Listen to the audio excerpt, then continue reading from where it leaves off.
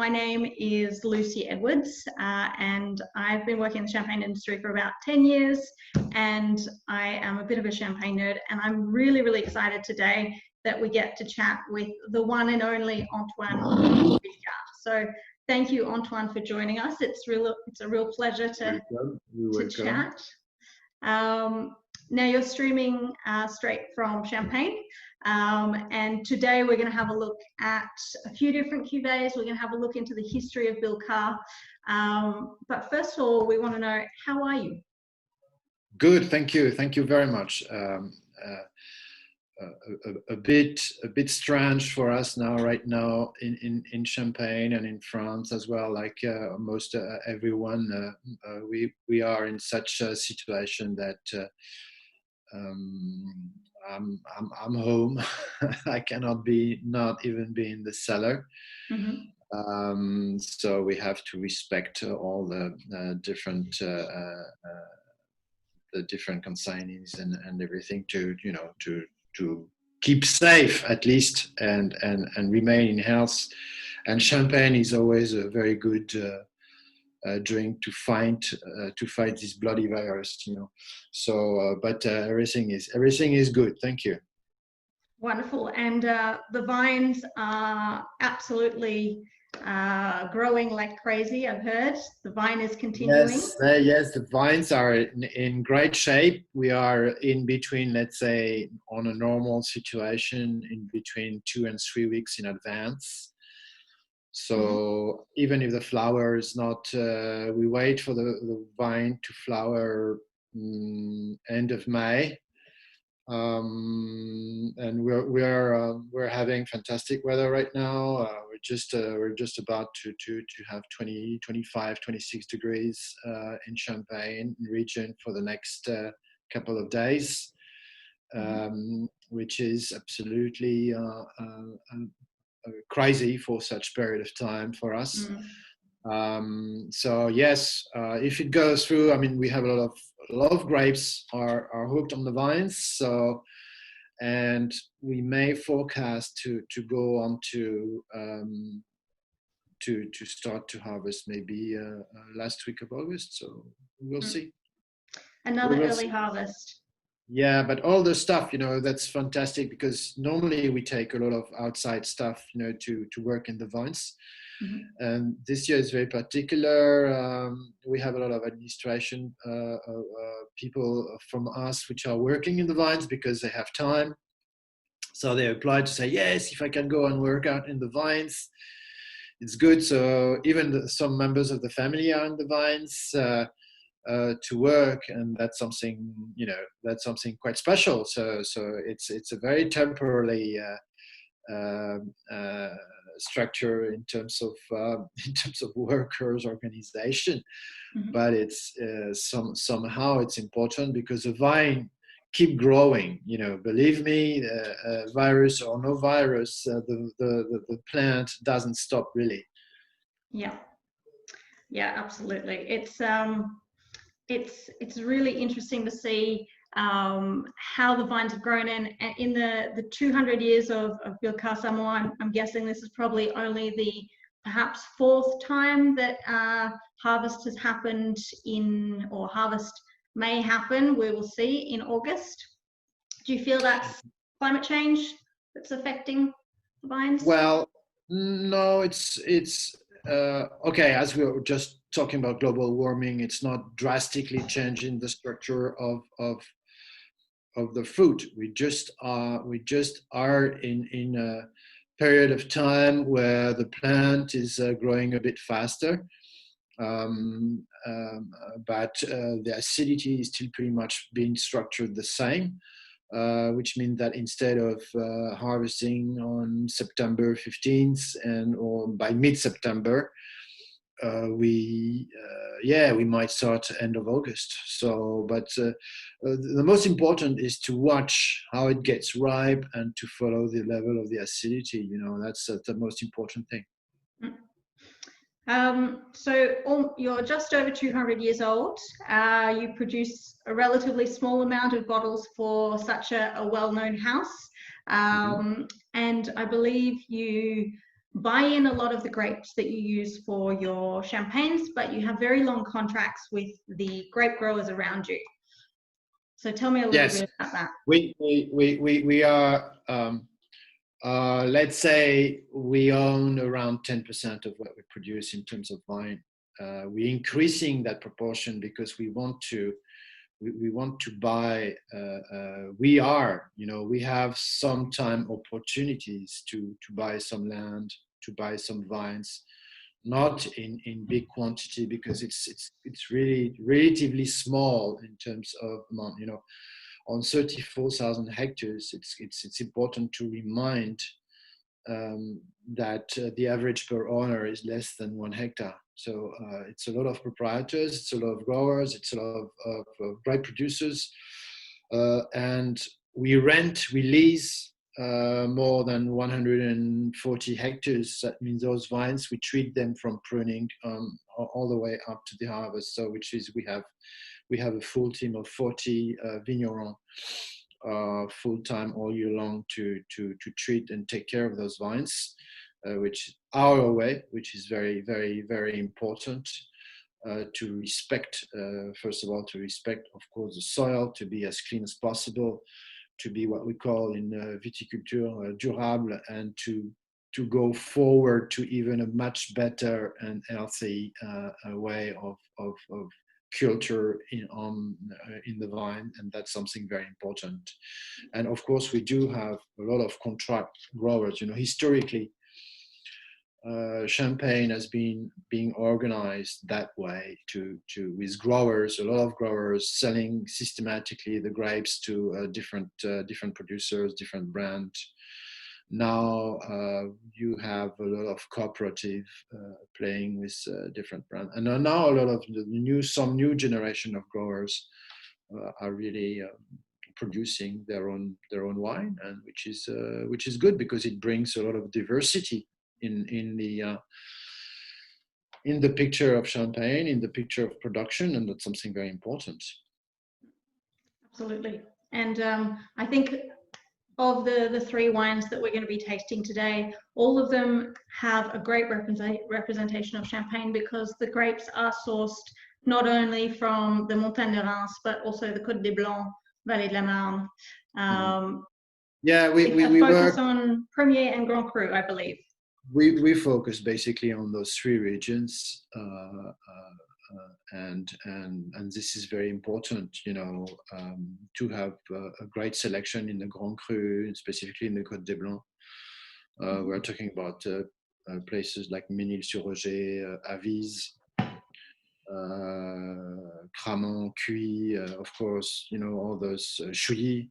It's very important to try to at least to get to find a good grape. It's as the reputation of Billecart-Salmon is still growing anyway. So as a matter of fact, it's very bizarre because maybe, I don't know, 30, not even 20 years ago, 25 years ago, Billecart-Salmon was not very known in Champagne.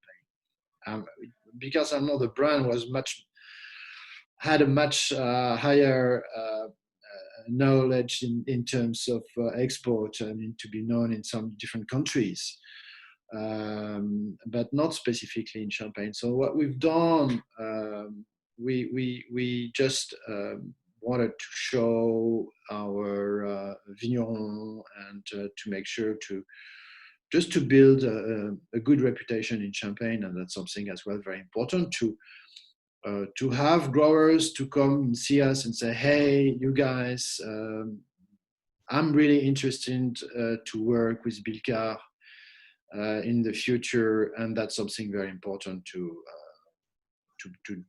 do, to play with, of course. Absolutely. And you're now on in the top 20 most respected Champagne houses, which is fabulous. Yes. Well, that's a great thing. That's a great thing. I think we are not very strong in marketing. Billecart is not. We don't have a huge power in terms of marketing. I would say our best marketing is the wine we produce, the quality of the wine we produce, and that's the most important thing to focus for us. to produce just above 2 million bottles. You know, it's not a big number. It seems big, but it's not in Champagne compared to big players. So yes, our reputation has been built on the quality of its wines, and that's the most important.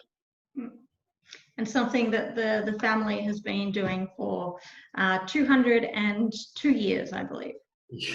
Yes, time flies. Yeah, you know, in 2018, we thought that, oh my God, yes, we're gonna turn 200. And the great thing about when it happened in June, 3 generations were together on that day. You know, my father, which is 5th generation, my brother and I were the 6th, and my nephew Mathieu, which is now the new CEO of Billecart, and my nephew as well. So yes, it's a big family. It's a great family story, you know, to survive after 200 years, after some crisis, deep economic crisis, 2 wars. Yes, we survived. So it's not we're not gonna pass because of coronavirus. No. Even if it's very annoying, but on a world situation. But no, we're solid. We're solid. COVID will just be a bump in the road. Everything, fingers crossed, will be back to normal, hopefully very soon. But today, something that I was really interested to hear about from you is something that's a topic quite interesting just for today, because we are the 8th of May. Now, the 8th of May is V-Day in Europe, so the end of World War II. And as you've said, you've been through 2 world wars and survived, but obviously the Champagne region has come out stronger than before. So what I really appreciate about you, Champenois, Antoine, is that you are some of the most resilient people in the world. Now, there have been battles throughout the Champagne region, from the Battle of Chalon, which was Attila the Hun in 451 against the Romans, all the way up until today. And no other area in the world has really come out as strong. So what I'm really interested to find out about you is, how was everything under the Nazi occupation of Champagne, so 1940 to 1944, and how did Billecart survive that and essentially combat the Weinführers, so essentially the people who were sent to Champagne and also to Bordeaux and Burgundy to essentially take all of your best wine. Tell me about that. Well, first of all, it was quite well organized, I would say. In World War II, the German, first of all, you have to understand that the German, they like Champagne. They always loved Champagne, and they thought, of course, in 1939 when it started. 1939 was, let's say, like my father say, the little war prior to get more serious. It got more serious in 40.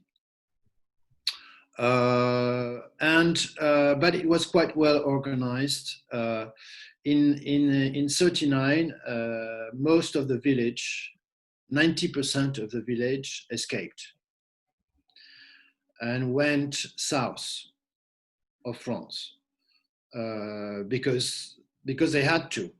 The government at the time said, no, you guys, you don't stay, you just move, you don't remain in the area. And my grandfather at the time was in charge of the village, as what we call the mayor.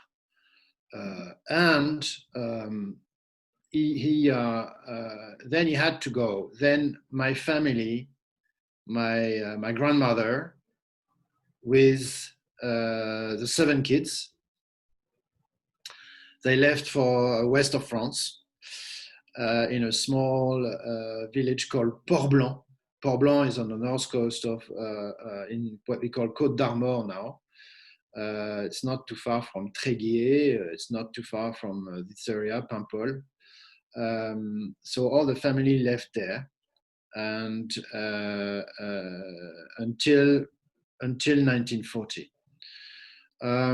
So which means that during those two years, the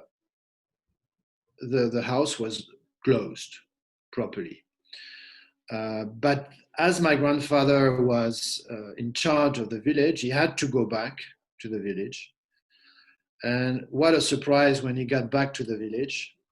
The entire house was occupied with the army. Germans was living in the house. You know, his room was busy. Wow. So he had to go. He had to sleep somewhere else. He found a small place in the house but then the house was occupied for basically at least 2 years by the German, and they were already starting to pump out bottles in the cellar and ship bottles, like in Germany, like all the places, all the cities, all the major places occupied by German, they were shipping champagne. And that's how a lot of brands started to complain to the German headquarters in Champagne. And the Germans said, well, okay, we have to organize this. And they sent someone from Mosel, a German, called Köblich. And that guy organized Champagne, and that's how was created what we call le Bureau du Champagne. And who became after the CIVC, Comité Champagne. But initially, the Bureau du Champagne was founded by Robert de Vogüé, who was in charge, was working in Champagne, and specifically more for Moët et Chandon. But my grandfather as well was number 3 of this organization, in charge of different things. So my grandfather came back in 1940, and you have to understand that the German kept enough workers and staff in Champagne to take care of the vines, to do the harvest, to organize things until liberation in 45. So, but the activity was very slow. Because at the time, maybe we were selling on a year base 250,000 bottles on a year base. It was basically nothing. We were selling most of our wine in France, a little bit in Belgium, a little bit in England, and even in somehow we were selling as well in Germany. But then it had to be completely reorganized, because the rule was saying that every brand had to supply the German at least 75% of its production. Wow, 75%. Yes. Was taken. 75% of the production had to be supplied to the German. Invoiced, so hard to believe that it was being to get paid straight. But, the story says that when my grandfather got back, in 40, so he caught some Germans loading trucks of champagne. And already in a few days, he realized that over 20,000 bottles had disappeared. So he went to complain and to the local German government, and said, look, it's not the way. So even with the German, they came back to the winery and reprotect the winery, and that's how the Bureau du Champagne started to reorganize. Basically, World War II was not the most difficult, I think, period. It was a bit tricky. Compared to World War I, where almost 50% of the vineyards were destroyed, I think World War II was a lot more, the battles weren't so much in Champagne, it went a lot faster through the region. It went a lot faster through, so the previously. German came through. One story in '39 that my dad said he heard some noise, very strange noise in the street, and when he opened the door, what a surprise, a German tank was right in front of him in the street. Wow. So he closed the door back, and he went to see his father and said, look what's in the street. And on that day they left. So it was it was a bit scary, of course. But basically the German wanted to organize properly the Champagne production and the Champagne region in terms of organization, because I think that they thought they were going to be home for a long time. And you know, that's why they wanted to make sure that the production was going to be well kept, and the vines as well kept. Back to Billecart-Salmon, as I mentioned, we were selling maybe producing around 200,000 bottles. And the German organized as well, was the organization said, you know, you are limited in the production of 200,000 bottles, and you are going to have the opportunity to get the equivalent of your production in grape to replace what you effectively produce and sell. So it was very ruled and organized. And then the Bureau du Champagne was supplying the headquarters of the German headquarters with the right numbers to give the brand the authorization to purchase grape. You could not buy grape without any authorization. And that was very strictly organized and very strictly ruled at the time by the Bureau du Champagne. And even my grandfather, Charles, so the fourth generation, was in charge at that time of the attribution of the grape to others. So it was very, it was very, and then it took a while to recover from World War II. My father, Jean, in 1940, no, sorry, I'm confusing. In 1943, was sent in Berlin to work as a worker in a factory. He was working in a factory in Berlin as what we call STO, which is mean obligatory worker. And my grandfather said went to the Bureau du Champagne and said, hey, look, you know, he's my son. He's the one who is going to normally take care of the winery. I'm getting old, blah, blah, blah, blah, blah. He said, no, the best thing, you know what? He will be much better in Germany working in Berlin than acting in the war. So that, on a strategic point of view, the guy was right anyway. Makes sense. So yes, and then he went to Berlin. That's how he got fan of Wagner, as he was very living very close of the Berlin Philharmonic Orchestra, and at the time the conductor was already Herbert von Karajan.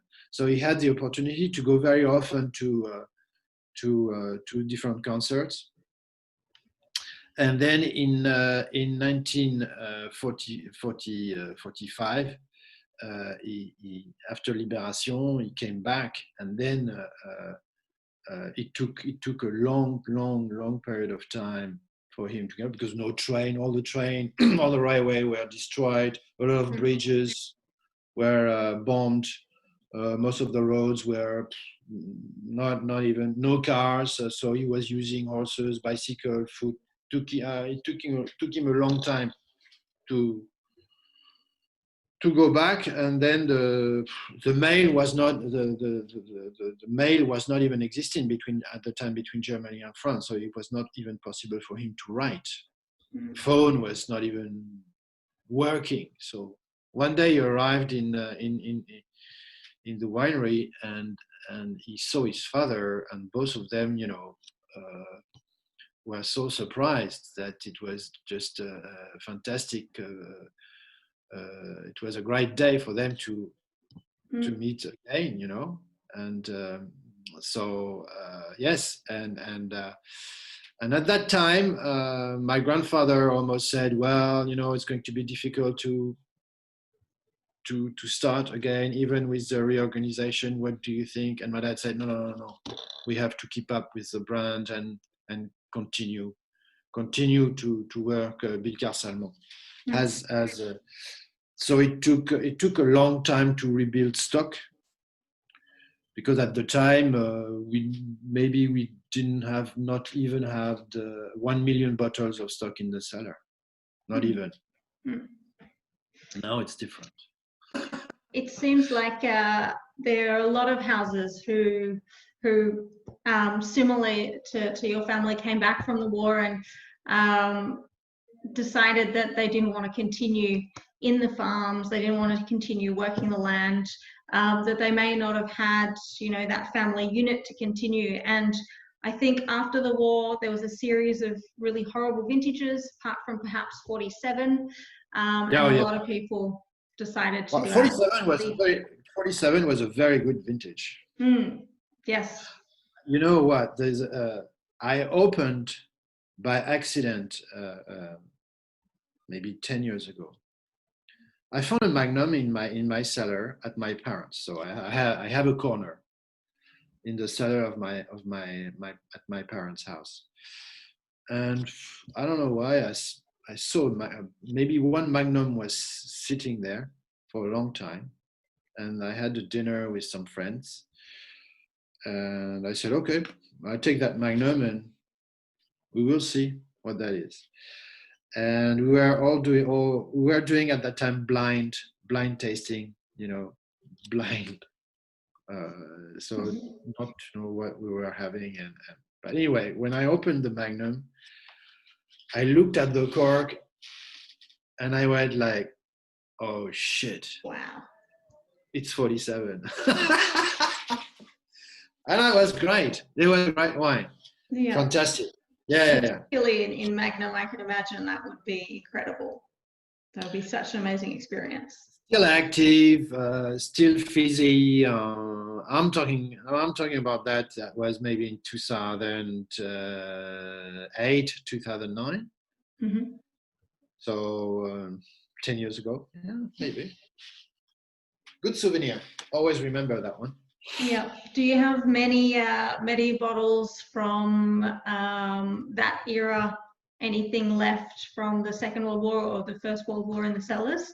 I understand that a lot of the this Otto Klebisch Weinführer requested that a lot of the champagne bottles be labelled with wine for the Führer, and before they were sent back to Germany. Do you have any bottles from that stage, and were you forced to put that labelling on Billecart? Yes, we were. At the time we were, but at the time, economically it was quite difficult. So my father always said, your grandfather, talking about a vintage, he wanted to sell every single bottle, and not to keep, as we do like now with different library, private sellers, and so on. at the time when you were producing a vintage, and if it was good, if you were producing, I don't know, 5,000 magnums, just make sure you sell those 5,000. So we don't have a lot of we have some bottles, but it was not in the culture to keep a lot of vintage as in a library in the cellar. Most of the time say, no, do we still have 12 bottles? Can we sell those 12 bottles? Bling, and let them go. So yeah, we don't have a lot of stock in terms of back to that period. I mean, we have a little bit of, let's say, yes, we have 47, we have 49, we have 55, of course, 59.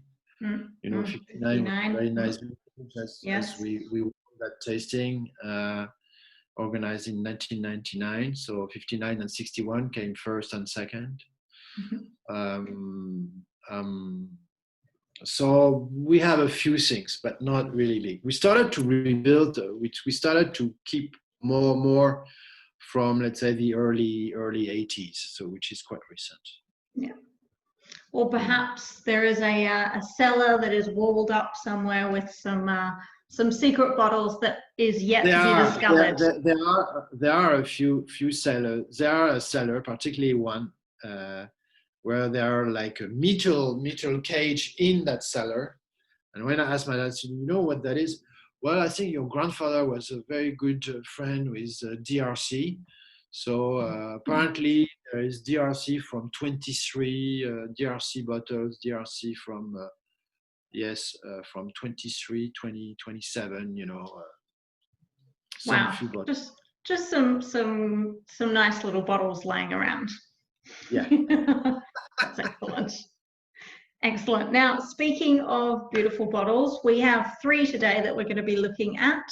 And I believe the first is one of your recent editions, because this was launched a few years ago, if I'm not mistaken.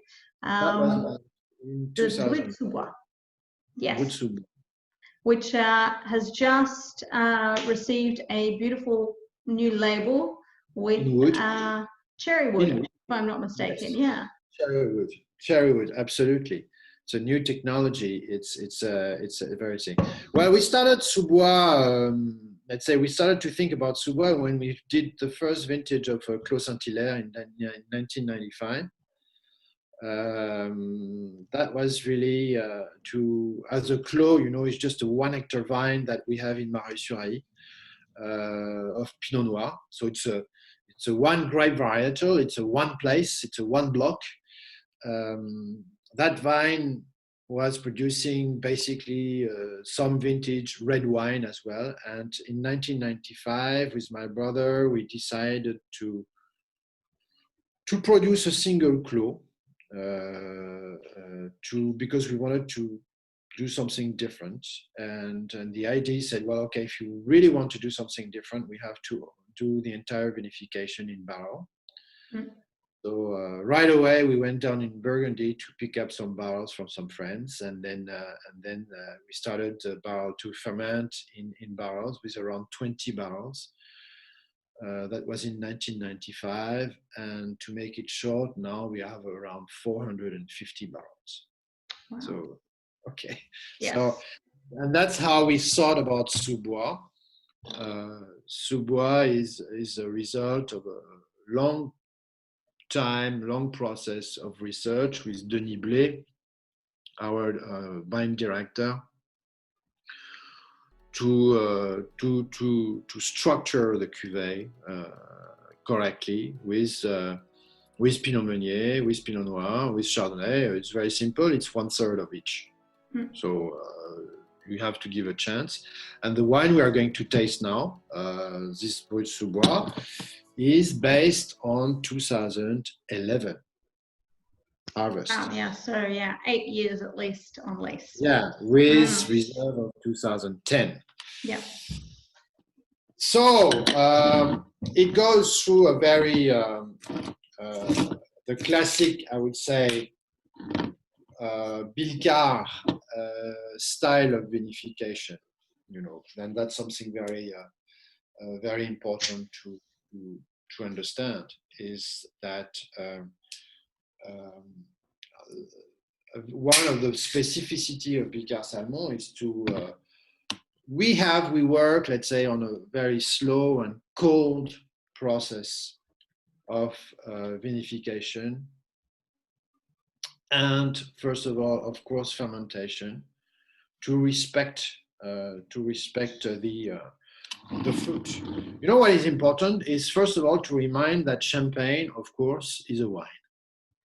Seems so evident, but it's good to remind.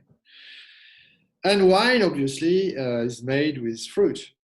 Okay, wow. Grapes. And those grapes in Champagne, they have quite a single particularity. If you compare with Burgundy or the region, the soil is completely different. Champagne is, first of all, a region with a very specific soil and a continental climate. It can be very hot in summer. We can get very cold in winter. We can have snow. It can freeze. You know, it's really the fourth season is showing in Champagne. So, pardon. So it's important to have that in mind, and that the structure of our wines is basically structured on the natural acidity, and that's very important to understand. When it comes to harvest in Champagne, well, for us, for Billecart at least, it's important for us not to be too ripe. Of course, it's important to be ripe, but not in an extreme way like we do for Clos Saint-Hilaire, for example. We push a little bit more to be ripe, but let's say for brut rosé, for example, for the brut vintage, for a lot of different cuvées, even the Nicolas Francois, we want Billecart style is based on freshness, elegance, you know, and this is, and the natural acidity is there to build this. And so it's important not to cook the fruit during the vinification. When I say not to cook the fruit, it means that not to go too high in terms of temperature during the first fermentation. And that's a very strict rule. You know, we don't want to exceed 14 degrees during the first alcoholic fermentation. Because it's the best way to keep up with the freshness of the fruit, and to keep that capacity, that fruit capacity, all the way during the vinification. You know, at Billecart-Salmon, what we do, what others do in 1 month, at Billecart-Salmon, we need at least minimum 2.5. It gives you an idea of the amount of time we take. So yes, this is sous-bois. Okay. It's you know what, I would never have guessed that is a 2010 vintage base. 11 base. It's 11 base with approximately with reserve of 10. It's a 50% 11, 50% 10. So yeah. It does have beautiful freshness, for sure. Absolutely. It needs time. It needs time, you know, because we block, of course, malolactic. Because when you ferment in barrels, you have a high consumption of acidity, quite high. So it's important to save the acidity. And one of the best way to save the acidity is to block malolactic, because it helps to keep the freshness. And doing acting on fermentation in barrels, then you give a bit more of complexity, a bit more of structure to get that a bit toasty aspect. We don't want any tannin, so we're not fermenting in new barrels. Huh? So I was going to ask, because often it seems like when producers age in barrel, there are two different intentions. The first one seems to be to add that oak influence, so to give those toast or vanilla or tobacco aromas to the wine. And the other one is micro-oxygenation. Right. So how do you, which of the two do you think this one fits into? First option. First option, yeah. Yeah, makes sense. First option, because you know, oxidation is a bit too risky for us in terms of longevity in a wine. So you don't want to develop that. You know, you don't want to develop. We may have a lot of reduction, what we call at the beginning, you know, but it's not a problem because that reduction aspect will disappear in the time of the vinification and the aging as well. When you let at least for 7-8 years on lease in bottle in the cellar prior to be disgorged, then you let the wine to structure itself. That's the most important thing. You know, at one stage you have to let the wine to get its own structure. What we do, we design it as a blend prior to be bottled. But once it's bottled, it's bottled. You know, you just can get back to the bottle and say, oh, let's add a bit of, you know, this and that, and close the bottle again, put it back in the cellar. No, when it's bottled, it's bottled. So you have to give enough time to the wine to age, to structure itself in terms of aging, and that's very important. You know? That's very important. Champagne, as it's based on the acidity, even I'm talking about the Brut Reserve, you know, at Billecart, we have a goal, is to get at least back to 40 months aging in the cellar prior to be disgorged.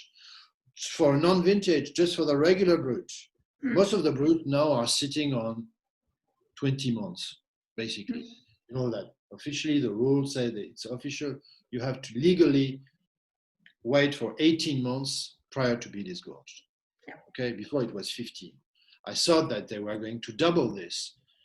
Oh no, do it slowly.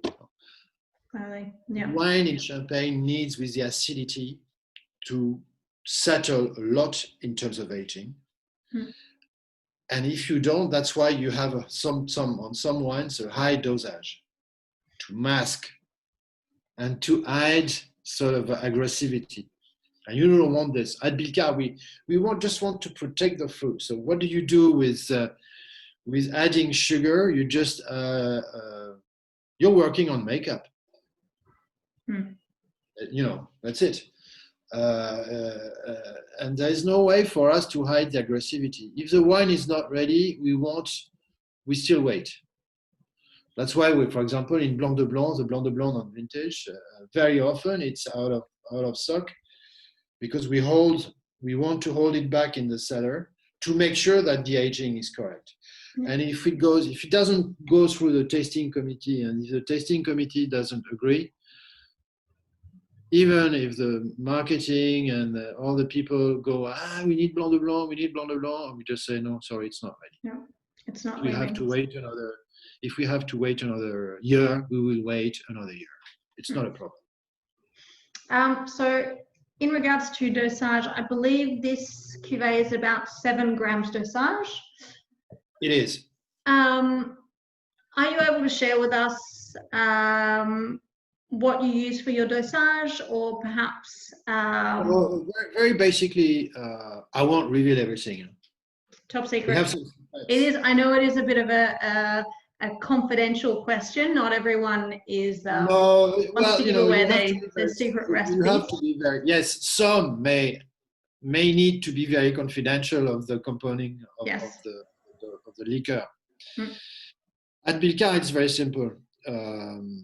We use wine, still wine, sometimes old reserve wines, to structure what we call a liquor.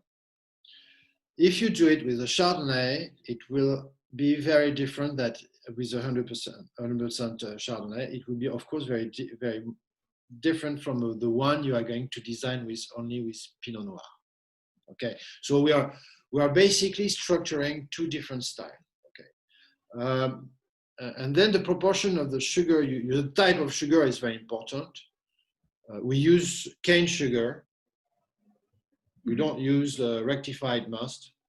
Yes, No way. which is not very well respected, it seems. Not very well respected. And very often efficient. Comes from outside of Champagne, if I'm not mistaken, maybe perhaps the Languedoc or sometimes even further. Normally, you're not authorized. No, nothing is supposed to come out of Champagne to produce Champagne. Yeah.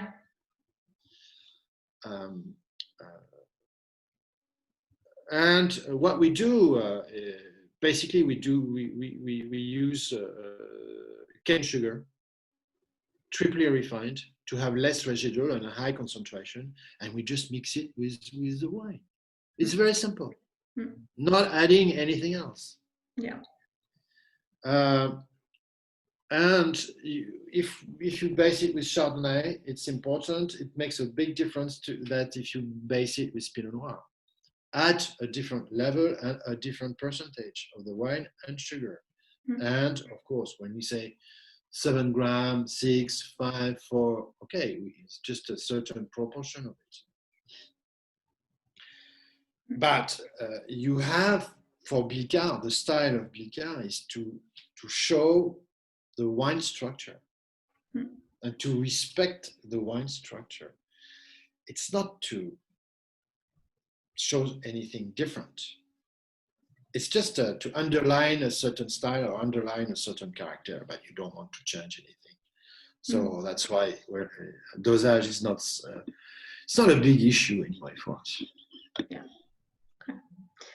So speaking of dosage, moving on to the second cuvée here, Nicolas Francois. We are going down slightly in dosage, and in terms of structure, I believe we're going up in terms of Pinot, which gives that that spine to it. So tell us a little bit about this, and tell us about one of your founders, Cuvée Nicolas Francois, who I believe was your great father. Yeah. So 1818. Right. 1818 when he founded the house and married Elisabeth Salmon. And that's how it became Billecart-Salmon. So Nicolas Francois is pretty much, in terms of selection, of course, it's 100% Grand Cru. We have a very strict selection in terms of vines, of course, and a very strict way in terms of vinification. A certain proportion of the blend goes through barrel fermentation.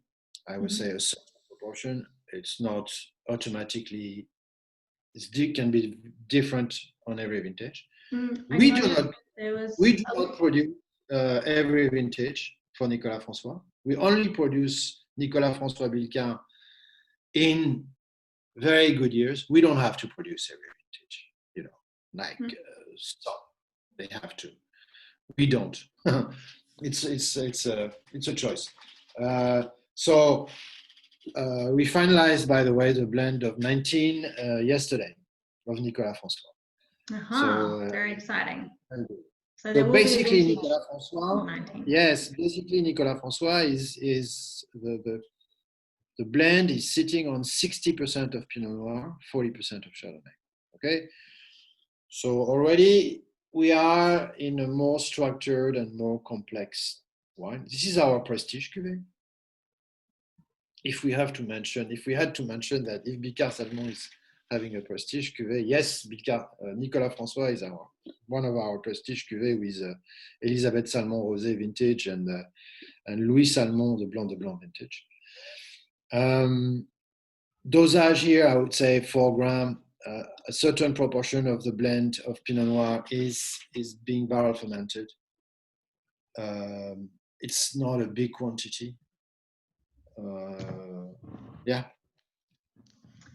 And so it's not always easy to find. It's not always easy to find, but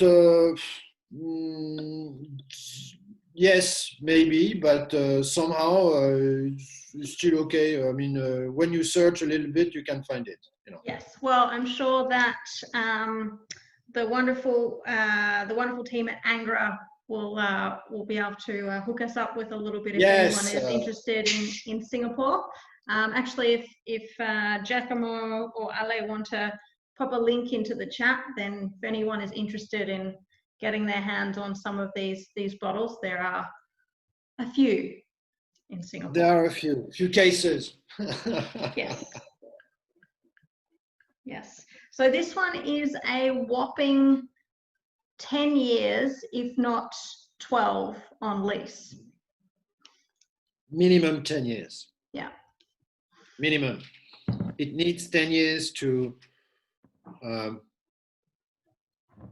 age properly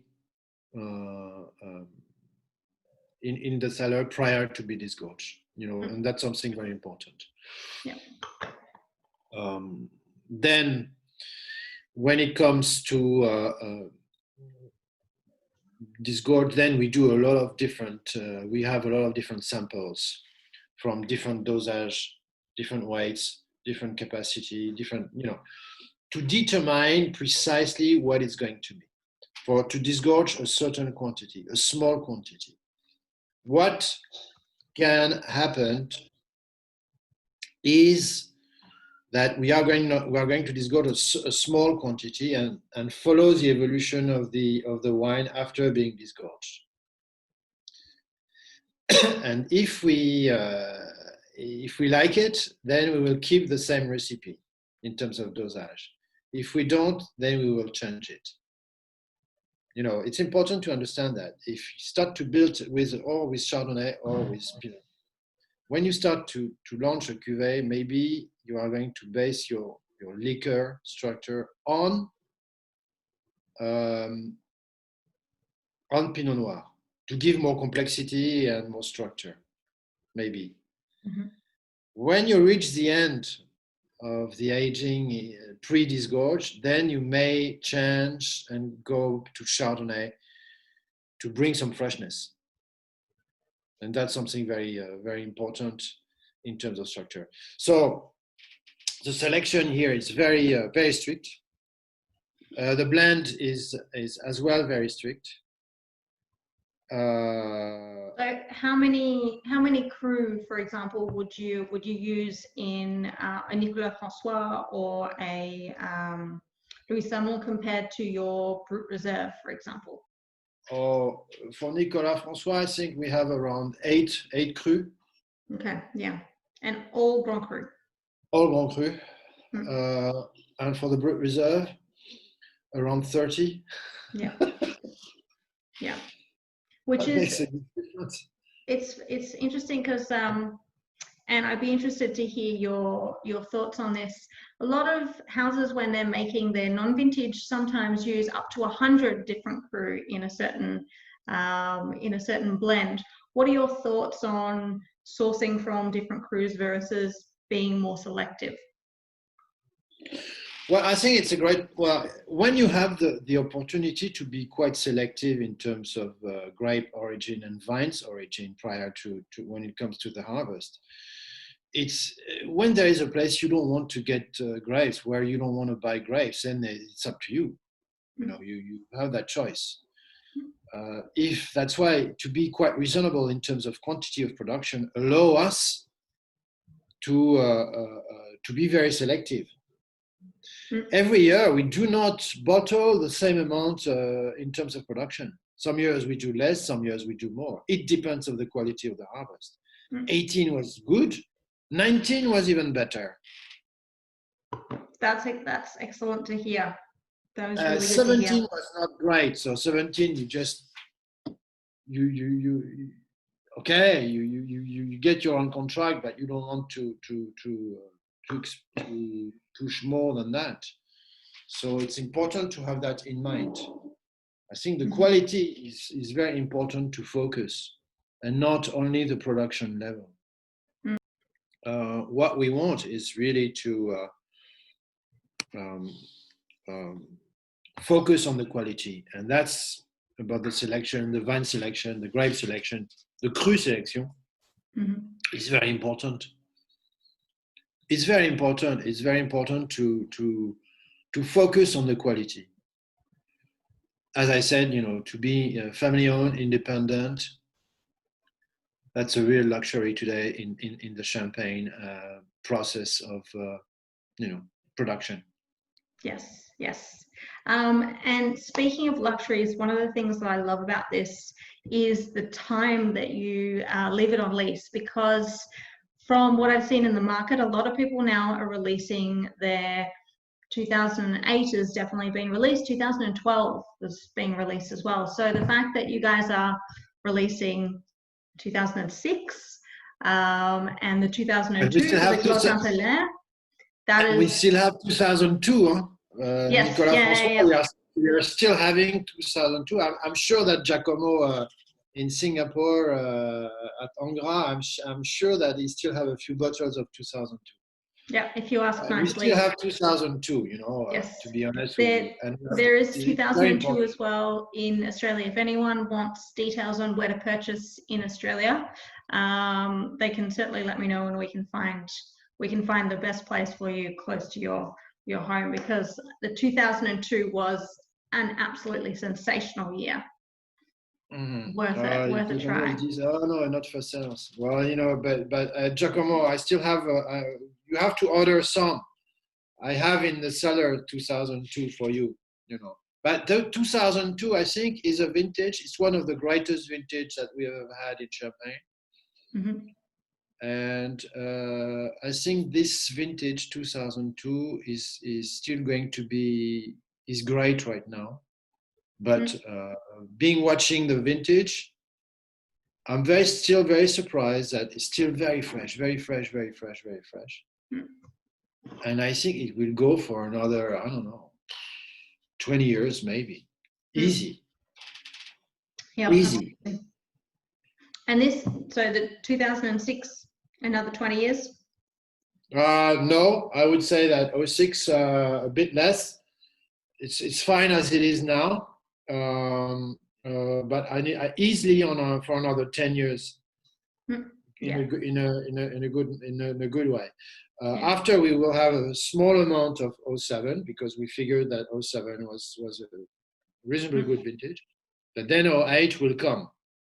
So we are planning to launch 08 in 2022. Okay. Yeah. And most of all the 08s will be gone. Yeah. So Billecart will come with 2008. Hey. Yeah, which is absolutely good. 2008 with that time on lease is going to be very difficult to get your hands on, for sure. Allocation only. Yeah. Beautiful. So it's a luxury. It's very important to realize that the amount we have a huge Billecart-Salmon is having a lot of stock in the cellar, and that's our best bank account insurance. Yeah, absolutely.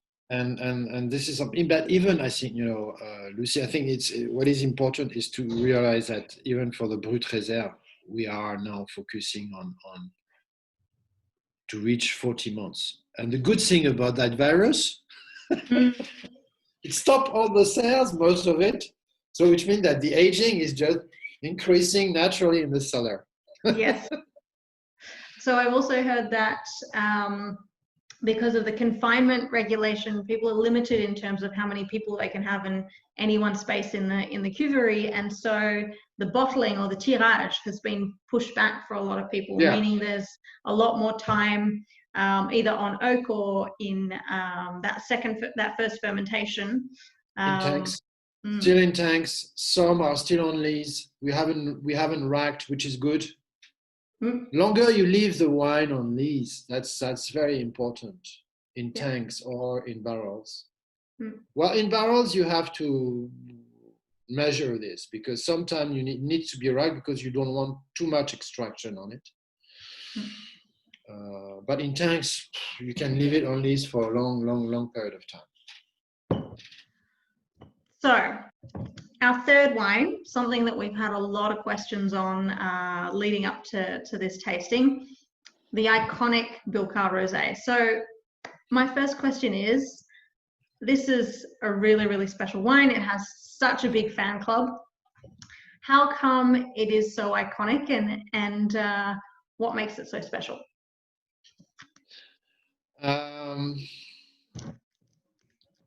Well, I think we are producing quite a rosé completely atypical. When my grandfather asked his wine maker to enologue to produce a rosé, which was not looking too much like a rosé and not tasting too much like a rosé, so the guy started to say, "What's going on here?" And so the structure of it is very different from most of all the other rosés. First of all, it's not a rosé; it's not maceration rosé. Okay, it's a blend of white and red. I just want to remind that Champagne, by chance, is one of the regions in France. It's the only region in France authorized to mix and blend red wine and white wine to produce a rosé. You see the color. It's a beautiful color and a beautiful fine bead there. And I think you use 7%, if I'm not mistaken. It depends you mean about red wine? Yes. To be blend? Yes, it depends of every vintage is different. You have the concentration of color can be deeper, lighter. So every vintage, but it's between 6, 7, and 8%. It depends. Yeah. We want to reach a certain color, and it's so you just want to make sure you control this. Which is 7% or 8% is very small, if I'm not mistaken. In Champagne, I think the average is closer to 15% when we're talking of a blending rosé. Yeah. So, but we prefer to talk about a champagne rosé and not a rosé champagne. Okay. You know. Yes. Yeah, that makes a huge difference in the end in terms of structure. One of the key is that in the blend there is more Chardonnay than Pinot Noir. Mm-hmm. Yes, about we still 40%. use a lot of Pinot Meunier in this. So that makes a huge difference. So 40 Chardonnay, 30 Meunier, and 30 Pinot, if I'm not mistaken. Yes, it's basically what it says, and it can vary from one year to another. Yeah. But the structure is basically based on Chardonnay. Yeah, and 40% reserve wines, which is pretty high. Yes, it's good. When you want to respect a style, the key of to be very consistent in a style is to have a lot of reserve wines when you do the blend. If you don't want to have what we call a vintage effect in the blend, in the structure of your cuvée, then you have to have a lot of reserve wines. We hold a lot of reserve wines at Billecart. In tanks, In tanks, we have a lot of reserve wines. We have a lot. Yeah. A lot. Yes. Yeah, and that is a luxury as well, to be able to keep those wines.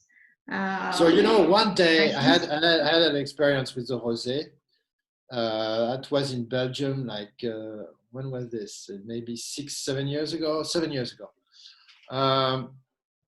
I was once organizing a tasting with wine journalist, sommelier, and so on. 10 of them, and we were tasting basically brut reserve. And I wanted to place some I did hide the rosé in the tasting. So they were all tasted in black glasses. So you just can't see what's in your glass. Mm-hmm. And they couldn't see the bottles. They had just the glass and numbers, 10 wines. So I found brut, different styles, but basically on the fruit aspect. And in the middle of it, I didn't tell anyone. I placed a bottle of rosé. And I gave them an hour. I say, okay, you guys have an hour, or tell me whenever you guys are ready. Then we can debrief on that tasting. So journalists, sommelier, a few great wine consumers. And at the end of the tasting, I said, okay, you guys, all you guys are finished. Yes, no problem. We have the time. Okay. Now, first question. On 10 glasses you have, can you guys tell me where the rosé is? And everybody looked at, what the fuck? You know, no one could find where it was. Yeah. It's important to understand that our rosé style is very delicate in terms of, and geez, you can drink that wine day, night, from 9 p.m. to 9 p.m. right, without being not too damaged, you know. Yes. And so food-wise, what would you recommend in terms of pairing with these three wines? Anything that well, really with Nicolas Francois, you can work on veal, on chicken. Today, no, tomorrow, I'm going to work poularde au morille. With champagne sauce, and it's going to go with Nicolas Francois. Of course, you have plenty of I think it's up to, for rosé, for me, I have my best matching is with an Italian ham called culatello. Culatello is the heart of the Parma ham. And when I go in Italy, we do like huge plates of this very thin sliced ham. We open a magnum of rosé, and that's it. That's all you want. That's all you need. Perfect. And the great match as well is, of course, strawberries. Okay. Yeah. Fresh, I mean, good strawberries, but the tasty one, not the artificial strawberries style, you know, the real ones. Oh wow, you can eat. Yeah. So two things you can have just as a meal. I think you just need a magnum of rosé, some culatello, giusto, italiano veramente, and fresh strawberries. That's it. I mean, that's all you need for rosé. So as I mentioned for cuvée Nicolas Francois, you can go on veal, you can go on chicken, you can go on even a very nice beef carpaccio. So I have a question for you, which probably might resonate with our Aussies here on board. I have in the kitchen right now sous vide cooking a kangaroo tail that was from my garden in Australia, which we've cooked 48 hours sous vide with a little bit of very mild Thai green curry. Is that going to be too much for these? Do I need to wait for a Pinot, or should I try it anyway? No, I think you should try. Really? Yeah. It's I think it can, yeah. A weird combo, but why not? Why not? Why not? And then I would say, you know, you can find all sorts of matching. I remember to be quite a long time ago with our Italian distributor, Luca Gargano in Italy, and we were having that brut, just the brut reserve, the non-vintage, and you know, they have those big, huge cheese Parmigiano, Reggiano, Gradano. And that's a fantastic magic. I mean, it's great as a match. Parmigiano. With the brut.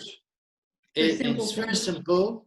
Don't try to be too complicated, just simple products, and you always get a good match. Beautiful. I think we're all inspired for our dinner, or perhaps an after dinner snack. Now I know that you have a very busy schedule, so maybe we'll just go through a couple of the questions before we head off. We have one, which is, how do you balance tradition and innovation in the house? Innovation is with the let's say recent innovation. For example, last vintage, we did build a storage for grape. We want to cool the grape prior to be pressed. That's innovation. You know, that's, in terms of innovation, is very important. The grape you get, sometimes they're too warm, so prior to press them, you cool them down. We may get grapes at 16, 17 degrees Celsius. We want to bring them down to maybe 12, 13. So we cool them overnight, and then we press them. You have a much better result in terms of pressing. It's quite new in champagne. Maintains the aromatics, is that what you're saying? Yeah. It's fantastic, because then it stops to develop any type of funny mushroom you can get, and moisture and botrytis if you have some. It blocks immediately, and then you fix the acidity with the temperature. So in terms of control, so it's very important. That's innovation. That's innovative. But anyway, the tradition is to of course, champagne method is champagne method. You're not going to change it. You know, I mean, the rules are very strict, but the type of material you're going to use is very important. So before we were on old tanks with enamel inside. Now it's all stainless steel, double cook varnished, fantastic quality of tanks. All the material, the pumps are now more respected with the wine. It's the pump you use, you know, all the work you're doing, you can innovate in terms of material. That's it. But in terms of method of vinification, it's pretty much the same. And adapting year on year to, someone's asked if you occasionally change the blends and the makeups of different cuvées. I believe that the answer to that is yes, but just slightly, still maintaining with the tradition. Yes, you want what you are looking when you blend or you pre-blend is to reach a certain style, you know, and you have to play with your reserve. You have to play with a different proportion of grape varietal you're going to use. Each vintage is different. You use certain amount of reserve. You increase it or you decrease it. It all depends on the style you want to reach. One of the key is if you want to be constant in your style, when you finalize your blend, don't use 100% of it. Keep a lot in reserve. And then from the year after, you already have the base to start with. But one of the key is to have that reserve capacity. Makes sense. So what is in store for Billecart-Salmon in the future? I know you're developing the reserves. You've got some beautiful 2008s coming out in a couple of years. What can we expect to see from the house over the next 3 to 5 years? We have new things in the cellar. Can't talk about it right now, but it's going to be launched in not too long. So we will see. We're working on quality. We're working on different aspects of it. You know, that's something very important. Yeah. You always have to to be a bit innovative Mm-hmm. in your work, to try to create something. It's like a chef in a good restaurant. A chef is trying to find a new recipe or something quite innovative in terms of on a plate. Mm. But I think in the wine business, it's not because you're in Champagne that you have to stick to a certain rule. If you one day you have to create something new, you know, we're working into different new vinification components. Mm-hmm. I cannot say you more, but it's very interesting. It's It top gives a lot of secret, and we're very intrigued, Antoine, for sure. We might just have to jump on a plane as soon as they open the borders. We'll be there to come and visit. Yeah, okay. Looking forward to have you guys. Yeah. Of course. Yeah. So one last question. When did you have your first glass of champagne? Do you remember? And of course, I'm guessing it was Billecart-Salmon. How old were you? Are you talking about the first glass or the first drop of champagne? Both.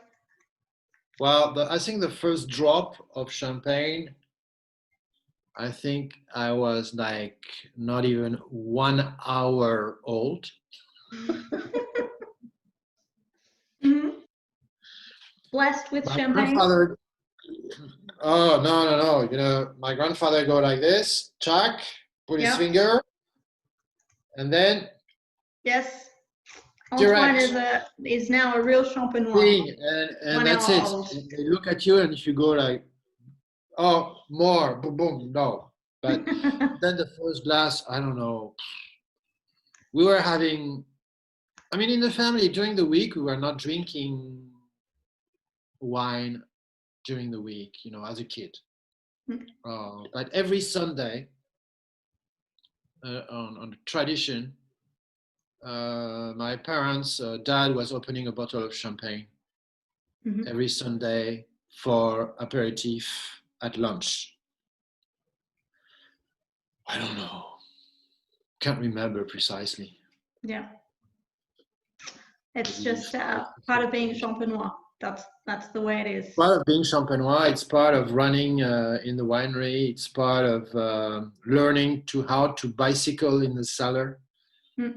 Very nice in winter, specifically when it's cold outside and rainy. When you want to learn to bike in the cellars, in the 4 kilometers cellar, you have space. Make sure you don't hit the bottles. That's all. yeah. That could be explosive for sure. Yeah. Oh, well, thank you very much, Antoine. This has been really, really interesting, incredibly informative. I know that I'm going to have lots and lots of ideas and plenty more questions that are going to come into my mind. If anyone has any questions, do feel free to contact me.